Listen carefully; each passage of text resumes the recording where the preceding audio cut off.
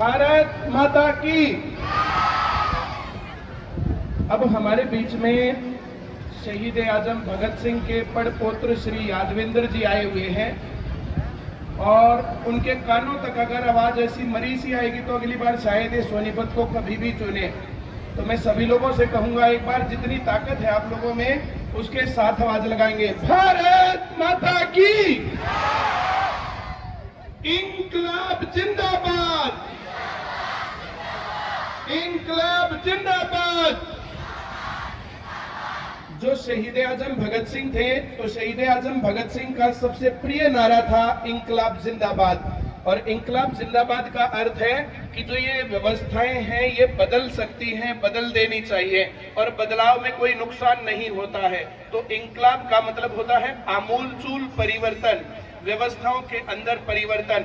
जैसे अभी जो है मेरे से पूर्व वक्ता श्री सुरेंद्र छिक्कारा जी ने जो है बोला बहुत अच्छे तरीके से। सर आपने जिन जिन का नाम लिया मैं कंटिन्यू उसी से करता हूं, मैं सभी का फिर से नाम लूंगा तो फिर अच्छा सा नहीं लगेगा, टाइम रिपीट होता है। और मैं सभी आगंतुकों का बहुत बहुत धन्यवाद करता हूं और एक अच्छा कार्यक्रम यहाँ पर हुआ। तो इंकलाब जिंदाबाद जो शहीद आजम भगत सिंह का नारा था एक बार फिर से गुंजाएंगे ताकि यादवेंद्र जी को लगे कि हाँ सोनीपत के युवाओं में एक जज्बा है, एक जान है। इंकलाब जिंदाबाद, शहीद आजम भगत सिंह अमर रहे। जो ये अगली लाइन वाले लोग हैं ना और जो दूसरी तीसरी लाइन वाले लोग हैं ये तो बोल ही नहीं रहे, इनकी आवाज ज्यादा सुनाई देगी यादवेंद्र जी को। तो आप लोगों से भी रिक्वेस्ट है कि आप लोग भी इसके साथ जो है आवाज लगाएं, शहीद आजम भगत सिंह अमर रहे, शहीद आजम भगत सिंह अमर रहे।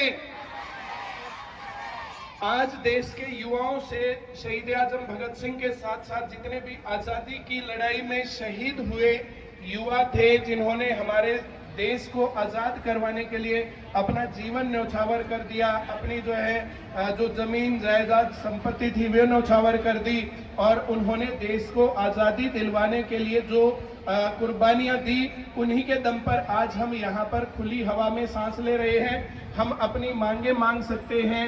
भारत जो ये लोकतंत्र बन गया है, वोट के साथ हम लोग जो है अपने अधिकारों की बातें कर सकते हैं, अपनी डिमांड्स रख सकते हैं। तो हमें सदैव आभारी रहना चाहिए उन सभी का।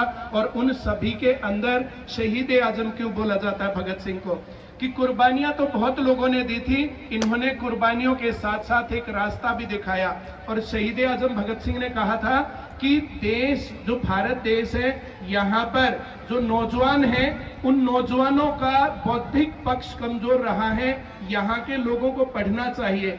जितने भी यहाँ पर आदमी आए हुए हैं, जो लोग मेरी बातें सुन रहे हैं, तो इन सभी को चाहिए कि बच्चों को पढ़ने के लिए दिया जाए, साहित्य पढ़ने के लिए दिया जाए। ये प्रेमचंद को पढ़े, मोहन राकेश को पढ़े, भगत सिंह को पढ़े, जवाहरलाल नेहरू को पढ़े, महात्मा गांधी को पढ़े। जितने भी जिनके भी नाम जाने जाते हैं वे वहां तक क्यों पहुंचे और उनके अंदर क्या वे गुण थे। जिस टाइम पर महात्मा गांधी संघर्ष कर रहे थे तो उसी टाइम पर देश में 30 करोड़ लोग और भी थे, उनके नाम इतने पॉपुलर क्यों नहीं हुए। श्री जवाहरलाल नेहरू जो पहले प्रधानमंत्री थे, देश जब आजाद हुआ था तो भुखमरी का कगार था, यहाँ पर कुछ भी था नहीं और वहां से देश को बहुत आगे लेकर के आए और यहाँ तक जो है लगातार कंटिन्यूअस प्रोग्रेस है। जितनी हो जानी चाहिए थी उतनी नहीं हो पाई। ये शिकायत तो लगातार जो है सत्ता पक्ष के लोगों से रहता है, लगातार सरकारें बदली हैं, कभी कोई पार्टी कभी कोई पार्टी, लेकिन फिर भी विकास को ये नहीं कह सकते कि विकास नहीं हुआ है। विकास लगातार होता रहा है और आगे भी इस प्रकार से विकास होना चाहिए। तो जो हमारे शहीदों के सपने थे, उनके विचार थे, उनकी जीवनी थी, उस प्रकार की किताबें कहीं मिल भी नहीं रही है। उनको पढ़ने के लिए मौका जो है जैसे बच्चों को दिया नहीं जा रहा है। आजकल अगर बच्चों को अच्छी किताबें नहीं देंगे तो बच्चे मोबाइल फोन में अपने आप ही गलत चीजें देख ही लेंगे। बच्चों को हमेशा कुछ ना कुछ तो करना है।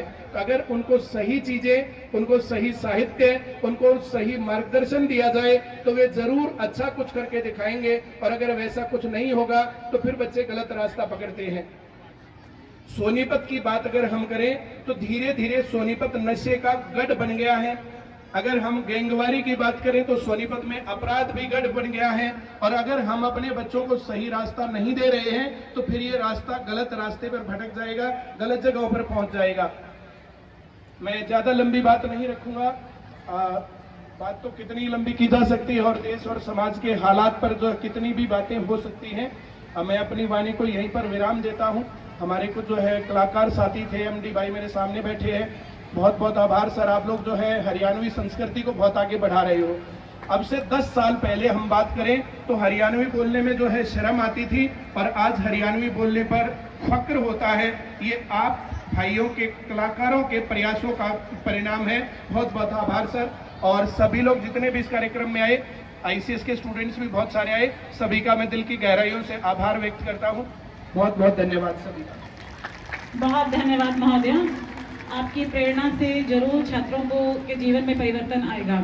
शहीद आजम भगत सिंह की शहादत को नमन करने और उनके प्रति कृतज्ञता प्रकट करने आज विद्यालय प्रांगण में अनेक